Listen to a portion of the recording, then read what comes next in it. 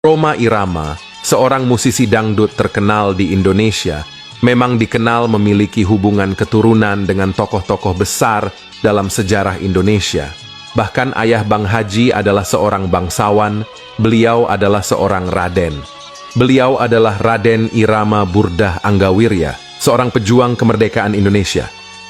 Menurut berbagai sumber, melalui jalur Pangeran Jayakarta, Rhoma Irama adalah keturunan dari Sultan Hasanuddin yang merupakan salah satu tokoh penting dari Kerajaan Gowa di Sulawesi Selatan.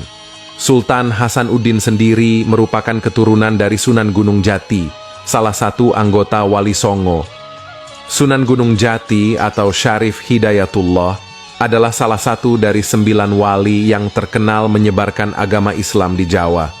Dia mendirikan Kesultanan Cirebon dan memiliki pengaruh besar dalam penyebaran Islam di wilayah tersebut.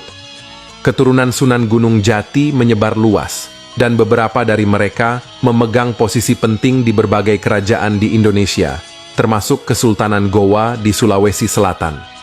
Pangeran Jayakarta sendiri adalah seorang bangsawan yang terkenal dalam sejarah Batavia, sekarang Jakarta. Pangeran Jayakarta adalah nama seorang penguasa kota pelabuhan Jayakarta yang menjabat sebagai wakil dari Kesultanan Banten. Kekuasaan Banten atas wilayah itu berhasil direbut oleh Belanda. Setelah Pangeran Jayakarta dikalahkan oleh pasukan VOC di bawah pimpinan Jan Pieterszoon Coen pada tanggal 30 Mei 1619. Dia adalah keturunan dari Sunan Gunung Jati melalui garis keturunan Sultan Hasanuddin. Maka, garis keturunan Rhoma Irama yang dikaitkan dengan Wali Songo, khususnya Sunan Gunung Jati melalui Sultan Hasanuddin dan Pangeran Jayakarta, cukup kuat dan memiliki dasar historis yang signifikan. Menarik sekali, bukan? Ternyata, Rhoma Irama bukan hanya seorang legenda dalam dunia musik dangdut, tetapi juga memiliki garis keturunan yang sangat bersejarah. Itulah tadi penjelasan mengenai hubungan keturunan Rhoma Irama dengan Wali Songo, Sultan Hasanuddin, dan Pangeran Jayakarta. Demikianlah, semoga sejarah ini sedikit menambah pengetahuan kita. Bila ada kurang lebihnya kami mohon maaf. Habib ini berpidato, saya waktu itu sebagai penceramah kedua, Ustaz. Betul, iya. Dia cerita, saya kaget-kaget ini. Di antaranya yang masih saya ingat, itu kalau ada anak Habib, walaupun dia mabuk-mabukan, walaupun dia penzina, pencuri, penjudi, jangan kata apa-apa. Ini Habib Betawi, dia itu turunan Nabi. Jangan disakiti, jangan diomelin, biarin aja. Dia itu ahli surga, gitu kan. Saya terhenyak mendengar itu. Anak begitu Islam. Bagian Haji Rhoma Irama ikut berbicara tentang pola mikhlasa itu wajar sekurang-kurangnya karena 2 hal. Yang pertama, beliau memang merupakan salah seorang yang ada hubungannya dengan Wali Songo. Beliau adalah keturunan dari Sultan Hasanuddin yang itu berarti terahnya dari Sunan Gunung Jati melalui Pangeran Jayakarta atau Pangeran Ahmad Jakatra. Makam orang tuanya ada di sini.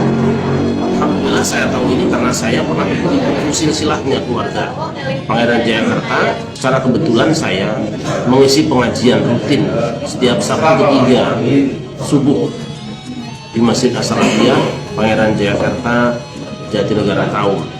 Sekali lagi, jadi kalau beliau ikut bicara tentang polemik nasab ini wajar karena beliau salah seorang keturunan dari Wali Songo. Itu Sultan Hasanuddin, kemudian Syarif Hidayatullah. Yang kedua, beliau adalah orang yang punya banyak umat.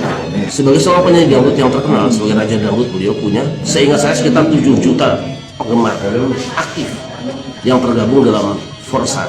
Wajar apa beliau ingin memberikan penjelasan kepada mereka tentang apa yang terjadi dan bagaimana sebenarnya. Karena mereka insya Allah sangat menunggu, sangat menanti sikap beliau. Beliau seorang pemimpin yang diikuti oleh jutaan penggemar, tentu punya tanggung jawab moral untuk menjelaskan kepada mereka bahwa ada di antara kita yang tidak setuju dengan apa yang beliau sampaikan.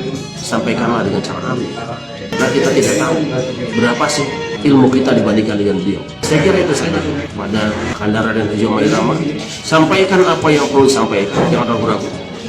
Kemukakan apa yang memang perlu dikemukakan, tidak ragu-ragu. Insya Allah anak-anak bangsa sudah mulai sadar. Saya Syarif Rahmat dan keluarga besar Padepokan Dakwah Sunan Kalijaga insya Allah akan bersama-sama sekurang-kurangnya dengan doa. Semoga panjang sehat walafiat, panjang umur dan bertambah berkah.